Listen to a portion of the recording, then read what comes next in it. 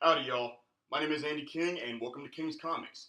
Today, I'd like to bring up the topic of what the term canon means.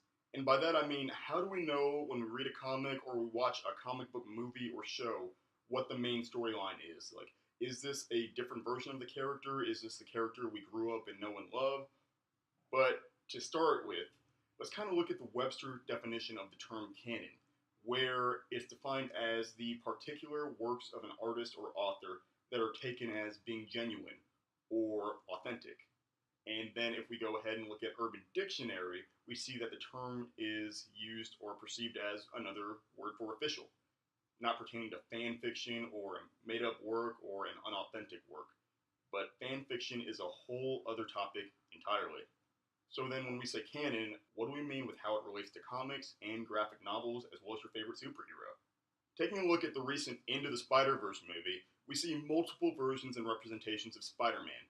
With Spider-Noir, we see Miles Morales, Spider-Gwen, and the tried and true Peter Parker, as well as Spider-Ham. But how do we know which one is the real Spider-Man? How do we know that Spider-Ham isn't the original Spider-Man? Well, I mean, honestly, everybody knows and loves Peter Parker. But what happens when there are different or multiple versions of Peter Parker? Case in point, Spider-Man Noir, voiced by Nicolas Cage, is also named Peter Parker. And in Miles Morales' universe, there's another Peter Parker who, incidentally, dies before the events or during the events of the movie. So, how do we know which Peter Parker is the real Peter Parker? Which one have you been growing up reading about? This is where canon comes into play.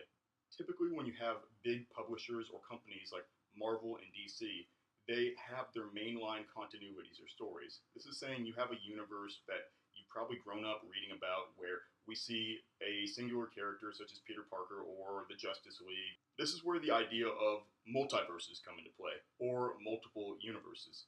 When we read comics, sometimes publishers such as Marvel and DC want to try out different versions of known and loved characters.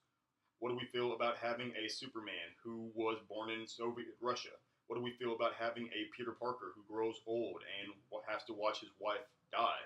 There are different ideas we want to try out, but we don't want to see them incorporated into the main reality or the original character that people come to know and love.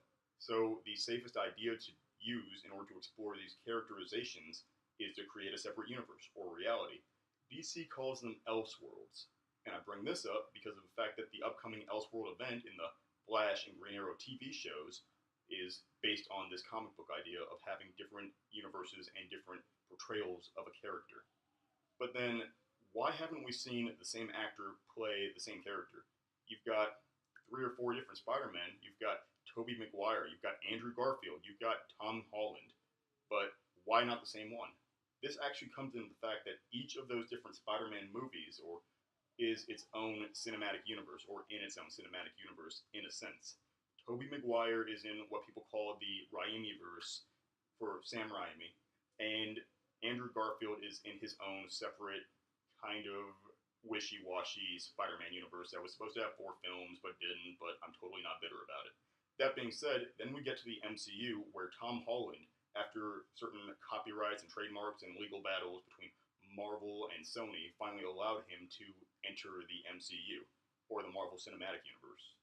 This is also interesting because when we talk about the Marvel Cinematic Universe, it is actually its own separate universe within Marvel storylines and continuity.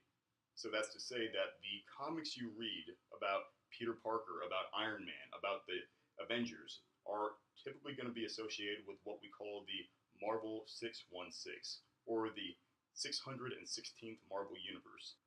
That gets very confusing because there's a lot more Earths than that. However, when we talk about the MCU, it's got a different number and therefore universe and storyline entirely.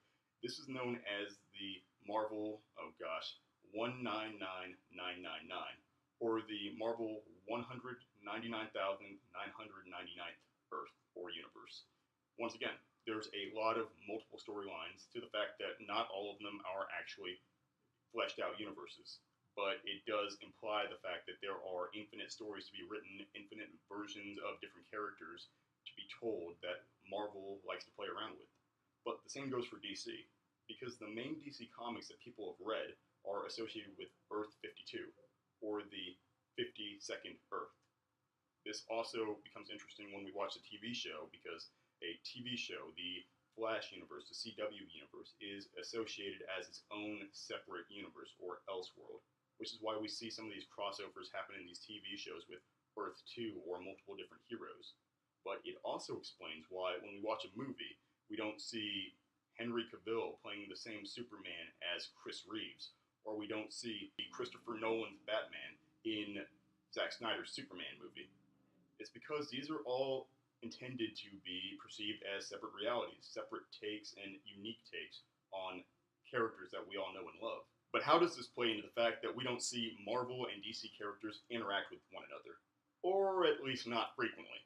This comes into the fact that from a real world perspective, you have two separate companies, Marvel and DC, who don't intermingle, or they rarely do, or there's a lot of copyright and trademarks and people needing to get paid, a lot of red tape leading to why these heroes don't interact, and the fact that they have their own contained universes and their own separate laws for each universe, such as the Speed Force. However, when you get into the actual comic book side of things, this comes from the fact that they're in entirely separate realities, separate universes that are not even aware of one another for the most part. This culminates in the fact that in each universe, Marvel or DC, you have references to the other comic book line. To the fact that in Marvel Comics, you will see DC heroes such as Batman passively referenced as being fictional characters or having movies or having comic books. And then we go over to the DC universe where the opposite is true for Marvel characters being fictional in nature in this comic book universe and these storylines. All that to say, it's a very complex and confusing thing, but this is why canon is so important, because it tells us that there is a main storyline or a main overarching universe that you take as true when you talk about what characters have done or the characters you've read about or the superhero teams you've read about. This extends into other comics, not just superhero comics, but at the same time, it is in the literary world a critical element to understanding how and why certain characters behave certain ways or are perceived in certain ways. This even plays into things such as the Harry Potter universe, because you have the Crimes of Grindelwald, you have the entire cinematic Harry Potter universe, which is separate from the books, while you also have things such as The Cursed Child, which not a lot of people consider to be a true sequel to the original Harry Potter novels. In summary, canon is the main universe, the original storyline and history associated with the character or characters. Whenever you hear people talking about the comics they grew up reading about Spider-Man or Batman, usually the canonical original universe is what they're referring to. And if you didn't know, now you know. But thank you for tuning in for another episode of King's Comics. If you have any suggestions or feedback, please comment down below. I'd love to hear what you have to say, as well as to maybe make some new content based on your feedback. And if you really enjoyed today's video, please feel free to hit the like button, subscribe, or even share it on your mom's Facebook wall. I don't mind. Thanks for tuning in, and more content coming soon.